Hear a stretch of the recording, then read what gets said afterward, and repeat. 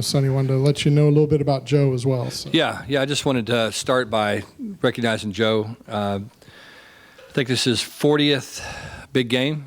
Congratulations. Is that 41st big game? So just wanted to recognize him for being a part of that for 41 years. I've been here for 4, and I've really enjoyed getting to know Joe. Just his perspective on things is pretty awesome, and I think it's a great tribute to him.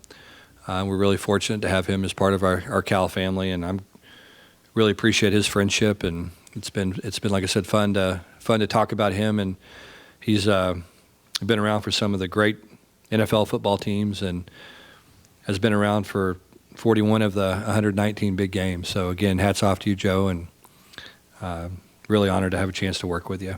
So congratulations on a great career. Big game week. It's fun for me personally, fun for our players. It's it's always a big deal for Cal alums and supporters and former players and everybody really associated with our program. I think it's one of the great traditions in college football. To play 119 times is pretty unique. And so certainly have great respect for the rivalry, have a lot of respect for Stanford and their program and what they've done over there, and as much as anything else, how they've done it. And so, hats off to them. And again, they've got a good football team this year. They're a team that, has had a couple of injuries in some key spots at times, losing McCaffrey for a couple of ball games. And, he was a little bit banged up for a while, had an impact on him. They're a very good football team. I think they had to replace some starters up front on their offensive line. And so that group has really started to gel in the last couple of weeks. And same thing with the quarterback. I mean, I think he's playing better than he's played at any point and playing with confidence. And I think as a group, I think they're playing well on offense. It certainly came together last week against Oregon. And, they really had a very productive day offensively. On the other side of the ball, they look like they always do. The really good up front. Thomas, I think, is one of the elite defensive tackles in college football. I think he's probably going to be a first-round draft pick. Really good player, very disruptive, very strong. Moves like a defensive end, but is a big physical tackle. And usually those guys are either really strong, not real mobile, or they're really quick, not real strong. And he's both. He's the unique combination of quickness and explosiveness and great strength. So he's a guy that you certainly have to account for as you start to put together a game plan offensively. Good, solid defensive front. The guys are in the right place. They play well together. They have a lot of length in the secondary. They do a good job getting their hands on guys. Make a lot of competitive plays on the ball. Good defense. Good defense, and they're good on special teams. You would expect them to be good on teams because of the makeup of their team, and certainly, they're explosive as, McCaffrey is a punt returner. I mean, you put on the film, the first punt he returns this year is against Kansas State. Fields the ball at the 3-yard line, and they've got 4 unblocked guys at the point of attack, and and he goes 97 yards for a touchdown. He got called back, but it was, one of the most impressive things you'll ever see on film, and it was the first time he touched the ball as a punt returner this year. So, they're obviously very dangerous, have been dangerous for a number of years, and I don't know if you can say enough things about, Christian McCaffrey. I mean, just what he means to their program and the way he plays. And he's a very unique football player. Has great vision, has a great feel for the game, and obviously he's a tremendous athlete. And he's a bigger guy than you think he is. You watch him on film, he doesn't look that big, and then you see him on the field, and you're impressed with how big he is and how physical he is, and he just plays the game the way it's supposed to be played. So, good football team. We're looking forward to teeing it up against them on Saturday. Our guys will be really fired up this week. Know it's a very meaningful game for us, and we look forward to competing. Sonny Davis, in his first big game, seems pretty much jumping into the thing and excited, and talked about how it would be very cool if he could help Cal win a game for his legacy, and just he knows what he Sure. has an understanding of what this is about. What are you seeing from him this week, and how fired up do you expect him to be to help? Well, I haven't seen anything different so far. It's Tuesday, and so I just see he prepares incredibly well every week, and I've seen that from him. He was in here early Sunday. We got back at like 6 a.m. in the morning, and he was in here relatively early Sunday looking at film of last week's game, and moved on to Stanford pretty quickly, and of course was here all day yesterday. And so he's been dialed in like he normally is. And I think he had a chance to go to the Grid Club meeting yesterday as a senior, and get a sense from the members of the Grid Club just how important this game is, and what it means to them. And so I think that we've talked about what this means and what this game is all about, but I think getting a sense from them and hearing some of the older gentlemen in the room talk about the 1950 big game, or the the different big games through the years. And he had a chance to sit with Jay Torchio and Kevin Brown, and talk to them a little bit about what they went through as players. And so anyway, it was I think that gave him some perspective. Hey, Kyle, take this one back there.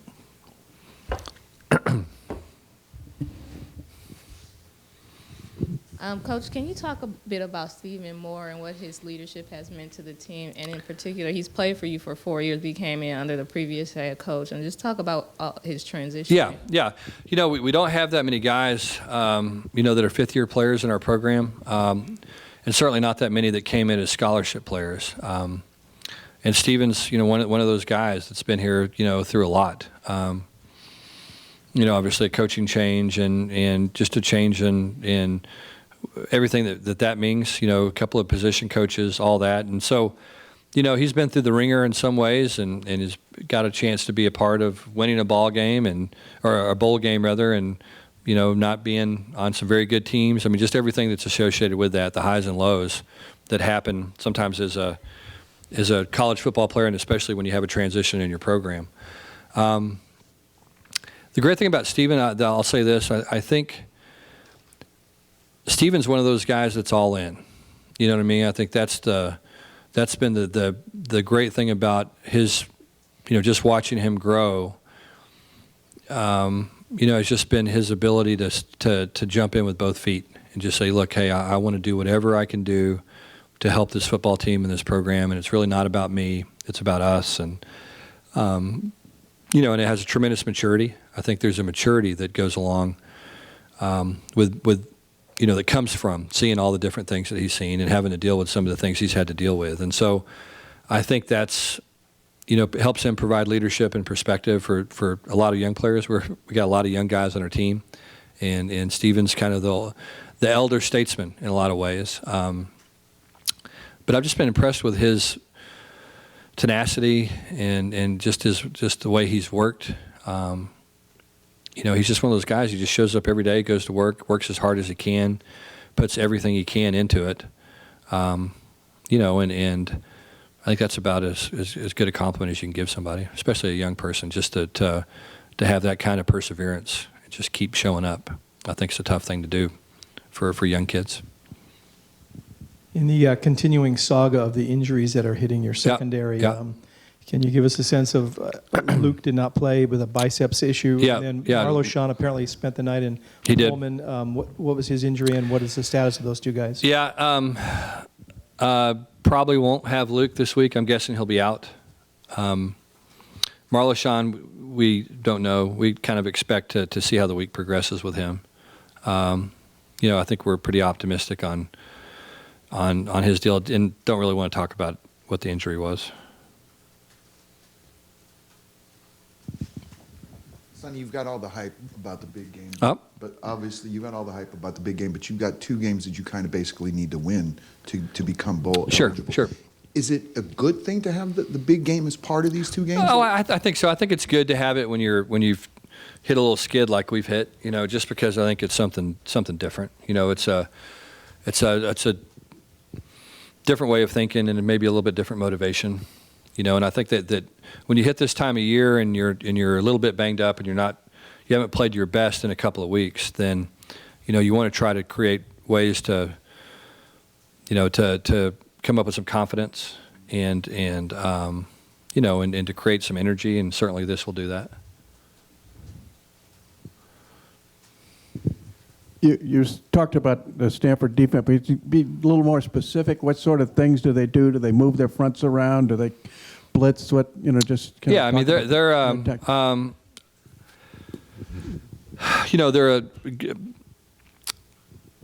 a good defensive football team. The thing again that stands out about them is just the way they play together.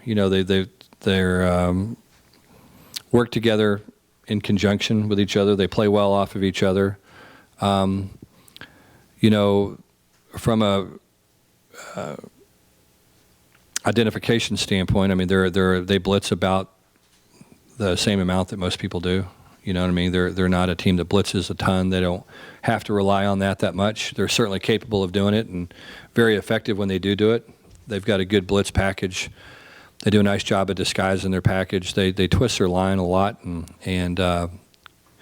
find ways to get defensive linemen through by twisting the front and running through gaps and creating some confusion that way. They do a nice job with that package. They're going to mix man and zone on the back end. They do them both well. Sometimes you see teams that are really good zone teams, not as good at man, and teams that are really good man teams, not as good at zone. I think they're good at both. Being able to play man and being able to play zone and mix it on the back end. Just a good, solid football team defensively. Sonny, I trust you heard about Goff today. I did. Yeah, I did hear that. I haven't talked to him. I think he and I think we all knew it was coming. I don't know about the timing of it all. What is this week 10 in the NFL? 11? I guessed week 10. That was my guess at the beginning of the year. I was hoping I was going to be right, but I guess I'm not. I thought that, I think the way and again, I certainly can't speak for, the Rams. I mean, I don't have any more insight. I probably have quite a bit less than all of you do on what's going on with the Rams. So this is purely conjecture on my part. But, I think they view Jared Goff as the quarterback there for 15 years. And I think they realize that the worst thing you can do to a young quarterback, and especially, again, he's a guy that's, maybe 22 now, but was 21 not that long ago. I don't know when his birthday is. I want to say it's in October. But is that right? Yes. Yeah. And so, was 21 years old at the beginning of the football season. If you go back and you look at a lot of the quarterbacks that got drafted, a lot of those guys were 23 years old. And so, here's a guy that's 2 years younger than a lot of his counterparts in the league. And so, I think they wanted to make sure that they brought him along in a fashion that was going to give him the most opportunities to be successful.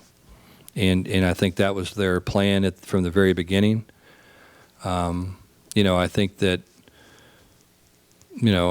Jeff Fisher's been doing this a long time. I mean, he knows what he's doing, and I think this was probably their plan all along. And I think if Jared had gone into training camp and, on day one, everybody said this is the best guy, I'm not so sure he would have started, you know what I mean? And that could be what happened. I don't know. I wasn't there, but I would imagine that this has been their plan all along, is let's make sure he's ready, and then let's put him in the game and let him play.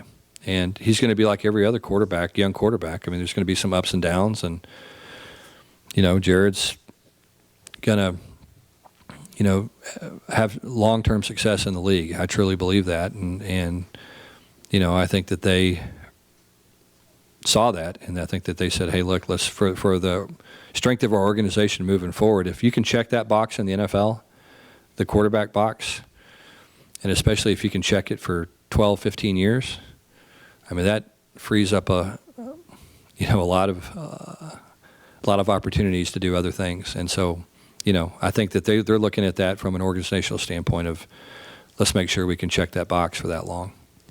Do you think there could be any parallels with Davis, in not only for the draft, but also training camp next year in terms of how teams handle him? Yeah, I think so much of it just depends on, the interesting thing about the NFL is that, it's an unusual league because it's kind of a right place, right time league.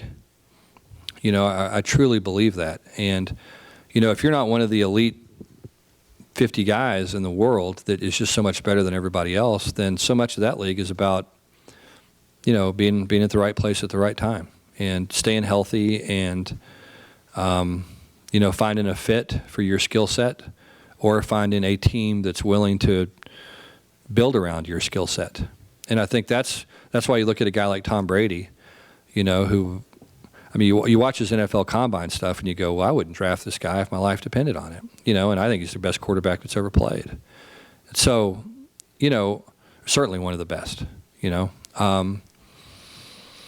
So if, and what New England's done is they figured out what he is and who he is and what he can do, and they've built around him and they've got something unique. And so, I think it's a very strange league, just because I really do think that, a lot of it has to do with you have your personnel, and are the coaches willing to change and adapt to the personnel, or is it more of, hey, look, we got to find guys that are going to fit what we're looking for?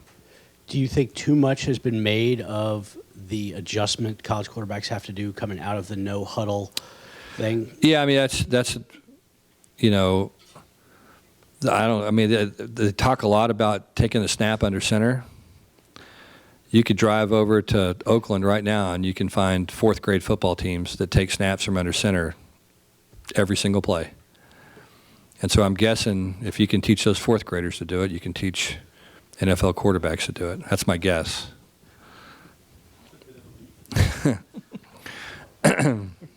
Sonny, can you explain your thinking on your lack of use of Ross and Chase? The last two games, you've been down 4 or 5 touchdowns in the fourth quarter. Yeah. One of those guys may be your starter next year. Yeah. I think the big thing for us has just been, it's real simple for me. It just comes down to, it's just a philosophical thing for me where, if we're down, I just don't believe in taking the quarterback out, with 8 minutes on the clock. Both weeks, had we got the ball back, we had guys that were warming up and getting ready to go in the game, and we didn't get the ball back. But I don't like sending that message to our football team that we're giving up. And it's just a philosophical thing from my perspective. You were playing Patrick Laird at running back, but you kept your starting quarterback in. But what that's the distinction is. Yeah, to me, there's a big difference. I just think there is, and so just disagree with me if you want, and that's fine. But that's just my philosophy. Do you have? There's obviously a potential downside. You've got 2 guys who haven't played at all, and one of them may be your starting quarterback next year. Yeah. I think they're going to have plenty of opportunities to get reps, and I don't know that the same thing kind of goes with talking about Jared. You put a guy in at the end of a game, you ask him to drop back and throw, a bunch of balls, and under dire circumstances, and all of a sudden now you got a little bit of a confidence issue with that guy as well. So it's like anything else. You got to figure out ways to manage people, and sometimes you don't want to put them in situations where they're not going to be successful.